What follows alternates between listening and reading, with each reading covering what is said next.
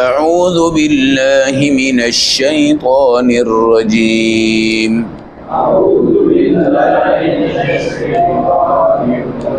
بسم اللہ الرحمن الرحیم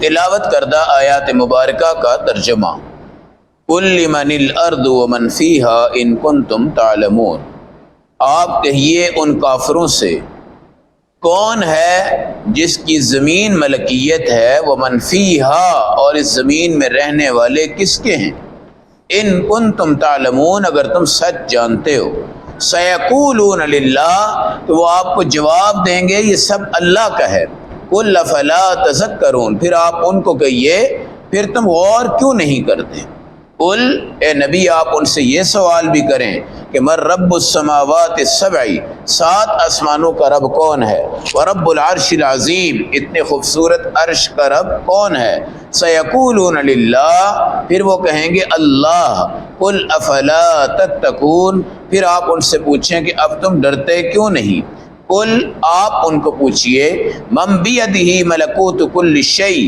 کون ذات ہے جس کے ہاتھ میں ہر چیز کی بادشاہت ہے، وہو یجیر اور کون ہے جو دوسروں کو پناہ دیتا ہے، ولا یجار علیہ اس جیسی پناہ اور کوئی نہیں دیتا اگر تم جانتے ہو، سیقولون للہ وہ کہیں گے یہ بھی سب اللہ کے لیے ہے، قل فانا تسحرون پھر آپ ان کو پوچھو کہ تم کیوں بھٹک رہے ہو، بل اتیناہم بالحق حقیقت یہ ہے کہ ان کے پاس حق آ گیا ہے، وانہم لکاذبون اور وہ جھوٹے ہیں۔ آیت نمبر 84، 85، 86، 87، 88، 99، 90، پارہ نمبر 18 سورۃ المؤمنون۔ منکرین خدا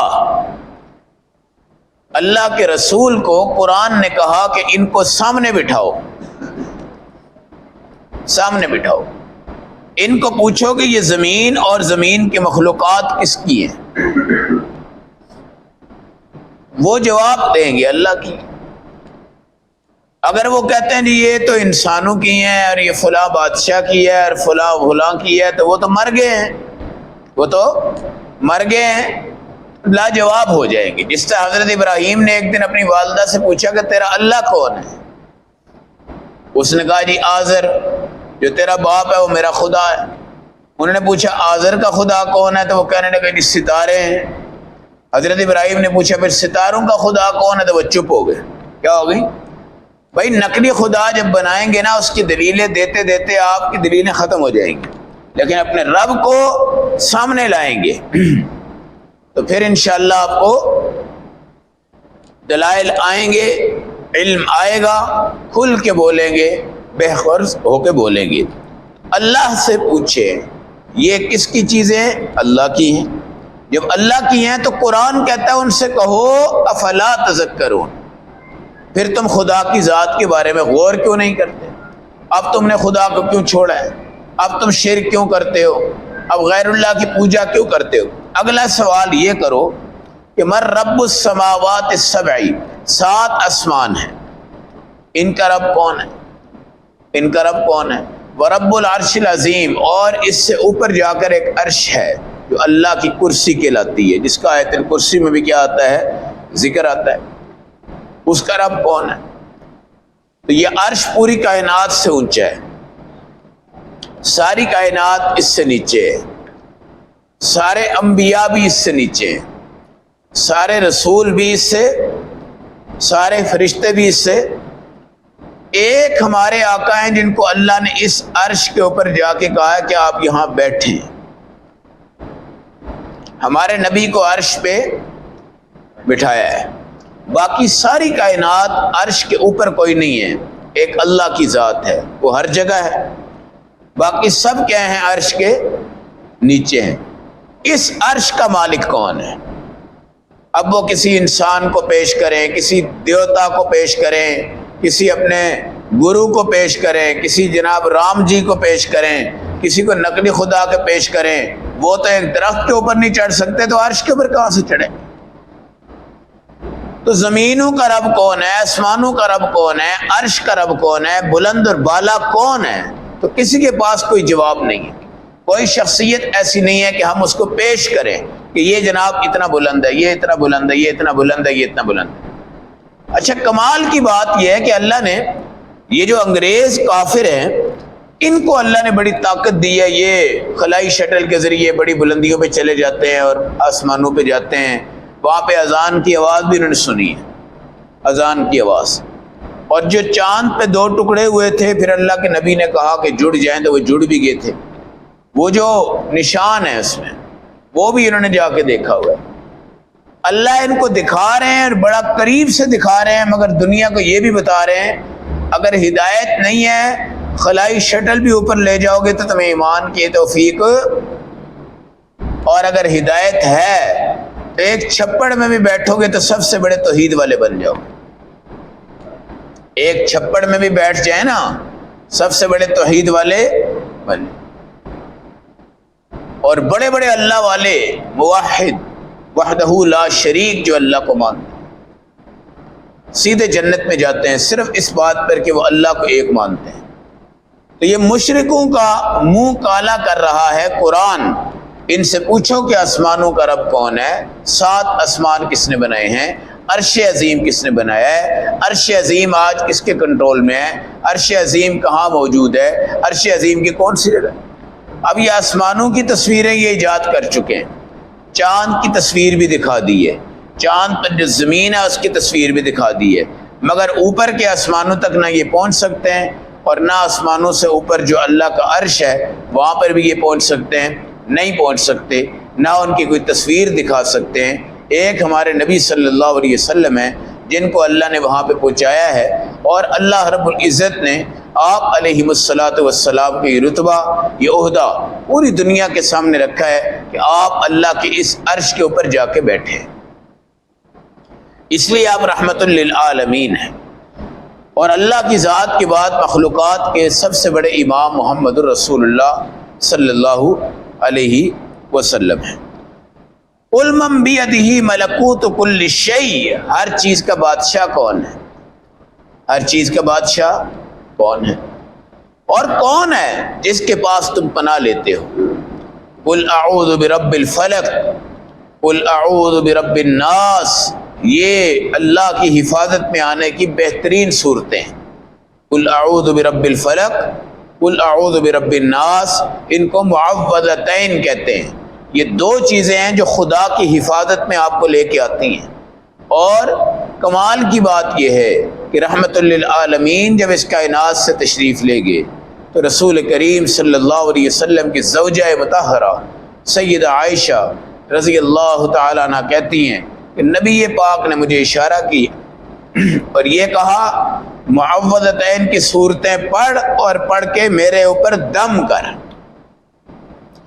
حضور اکرم جب دم کرتے تھے آپ تھوک کی ہلکی چھینٹ اگلے بندے کے چہرے پہ ڈالتے تھے۔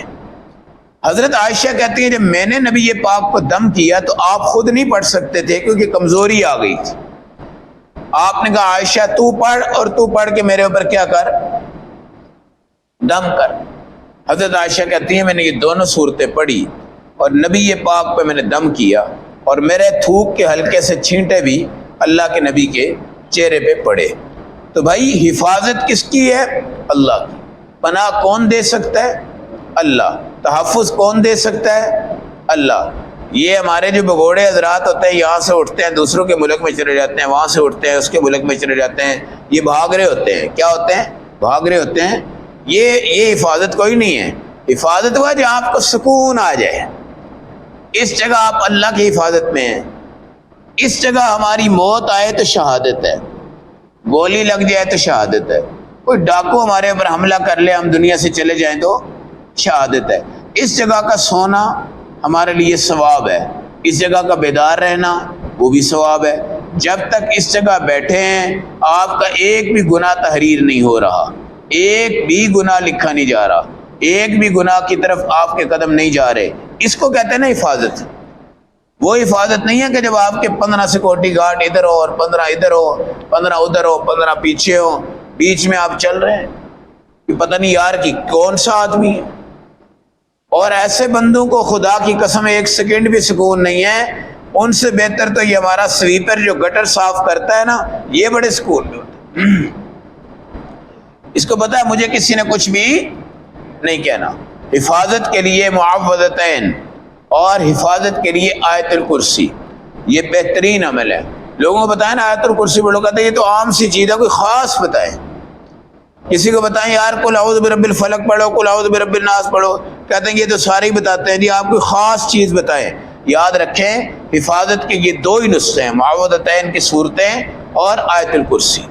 آپ اپنے گھر میں پڑھیں، بچوں پہ دم کریں، اپنی ذات پہ دم کریں، معوذتین پڑھیں۔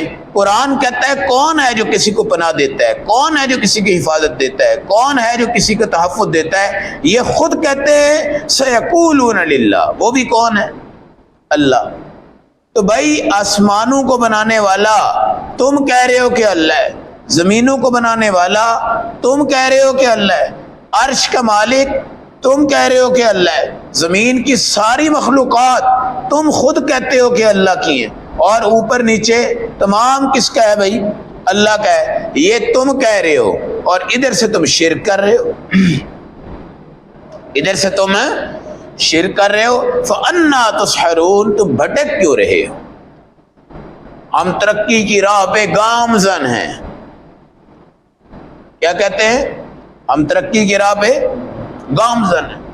کیا ترقی ہے جی؟ ہمارے ملک میں 20 96 بڑھ گئے ہیں۔ ہم ترقی کی راہ پہ گامزن ہیں۔ ہمارے ملک میں 50 کامیڈی ڈرامے کے حال بن گئے ہیں۔ ہم ترقی کی راہ پہ گامزن ہیں۔ ہم نے 5 اسٹیڈیم بنا دیے۔ ہم ترقی کی راہ پہ گامزن ہیں۔ ہم نے جناب فلاں شو والے حال بنا دیے اور اتنے بنا دیے، اور ہم جناب ترقی کی طرف گامزن ہیں۔ ہم نے ایک موٹر وے بنائی، ہم ترقی کی طرف کیا ہیں؟ گامزن ہیں۔ ہم نے اتنے پارک بنائے، ہم ترقی کی طرف کیا ہیں بھائی؟ گامزن ہیں۔ ہم نے اتنی سڑکیں بنائی، ہم ترقی کی طرف کیا ہیں؟ گامزن ہیں۔ اور خدا کے بندوں کون سی ترقی ملی اس میں؟ یہ ترقی نہیں ہے، یہ تنزل ہے۔ ہمارے نبی صلی اللہ علیہ وسلم کنکریٹ پہ چلے ہیں، سنگریزوں پہ چلے ہیں۔ صحابہ نے غزوہ کیا جس کا نام ذات الرقاع ہے، اور آپ کی ایڑیاں سب کی پھٹ گئی اور خون کے فوارے نکلنے لگ پڑے۔ گھوڑوں پہ جہاد ہوا ہے، اونٹوں پہ جہاد ہوا ہے۔ حضور کریم صلی اللہ علیہ وسلم عصائے مبارک سے جہاد فرما گئے۔ آپ کے جوتے میں ٹانکا ہے، کپڑوں میں آپ کے پیوند ہے، نیچے آپ سنگل کپڑا بچھاتے تاکہ زمین کی سختی ہارڈ لگے اور آپ کو زیادہ نیند نہ آئے، زیادہ سکون نہ آئے۔ یہ ہے ترقی، یہ ہے۔ اب کہیں جناب وہ پرانا دور تھا، اب جدید دور حاضر کی ترقی ہو رہی ہے۔ دور حاضر کی بھائی دین کا دور سب سے ترقی یافتہ رسول پاک والا ہے۔ یہ کہیں جی ہم ترقی کی طرف گامزن ہیں، نماز ہماری پوری نہیں، قرآن ہمارا پورا نہیں، زکوٰۃ ہماری پوری نہیں، داڑھی ہماری پوری نہیں، ٹوپی ہم مستقل نہیں رکھتے، دین پہ ہم مستقل نہیں چلتے، اور نعرہ کیا ہے؟ ہم جناب اس صدی میں 2022 میں ترقی کی جانب گامزن، ہم یہ کر دیں گے، ہم وہ کر دیں گے، ہم ملک کو فلاں جگہ اٹھا کے لے جائیں گے، اور ملک ہمارا ترقی کی طرف گامزن ہوگا۔ ملک کی ترقی دین کی وجہ سے ہے۔ اگر یہ ہندوستان میں ہوتا، میں ایک مثال دے رہا ہوں، آج وہاں کا روپیہ کتنا زیادہ ہے، وہاں کی معیشت مضبوط ہے، وہاں کی چیزیں بڑی سستی ہیں ہمارے مقابلے میں، اور عوام کے لیے بڑی سہولیات ہے۔ بے شک ملک بہت بڑا ہے، غربت بھی بہت بڑی ہے، مگر یہ ہے اللہ نے ہمیں یہ ملک پاکستان دیا، اور یہ اگست کا مہینہ جا رہا ہے، یہ ہمیں اللہ نے دیا۔ ہم نے جو اللہ سے مانگا ہے، ہمارے اکابر نے جو مانگا ہے، ہماری دادی نے جو مانگا ہے، پردادیوں نے جو مانگا ہے، رات کو جو مانگا ہے، کیوں مانگا ہے؟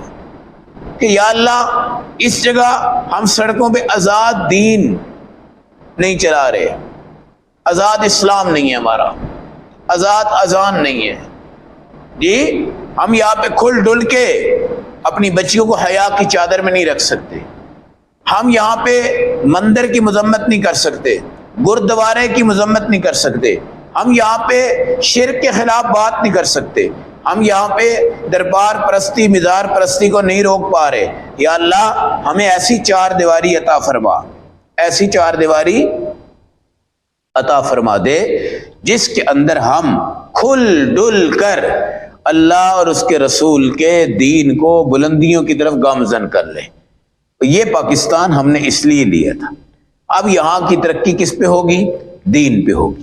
اب قرآن ان سے پوچھتا ہے جب تمہیں پناہ اللہ دیتا ہے، جب آسمانوں کا مالک اللہ ہے، جب زمینوں کا مالک اللہ ہے، جب عرش کا مالک اللہ ہے، اوپر بھی اس کے حوالے ہے، نیچے بھی اس کے حوالے ہے، مشرق بھی اس کی ہے، جنوب بھی اس کا ہے، شمال بھی اس کا ہے، اور کافرو تم بھی مانتے ہو، تم خود کہہ رہے ہو للہ للہ للہ للہ، کس کا ہے یہ؟ اللہ کا ہے۔ اب کیوں تم بھائی بھٹک رہے ہو؟ اب قرآن کہتا ہے حقیقت یہ ہے بل اتیناہم بالحق، ہمارا حق ان کے گھروں تک پہنچ گیا ہے، وانہم لکاذبون، اور وہ جھوٹے ہیں، اور جب جھوٹے ہیں تو وہ حق کو برداشت نہیں کریں گے، حق کو سنیں گے بھی نہیں، حق کے پہ کیا کریں گے؟ اٹیک کریں گے، حق پہ کیا کریں گے؟ دعویٰ کریں گے۔ اللہ ہم سب کو اپنے اللہ کی توحید اور اپنے رسول کی ختم نبوت والی رسالت پر خوبصورت ایمان لانے کی توفیق عطا فرمائے۔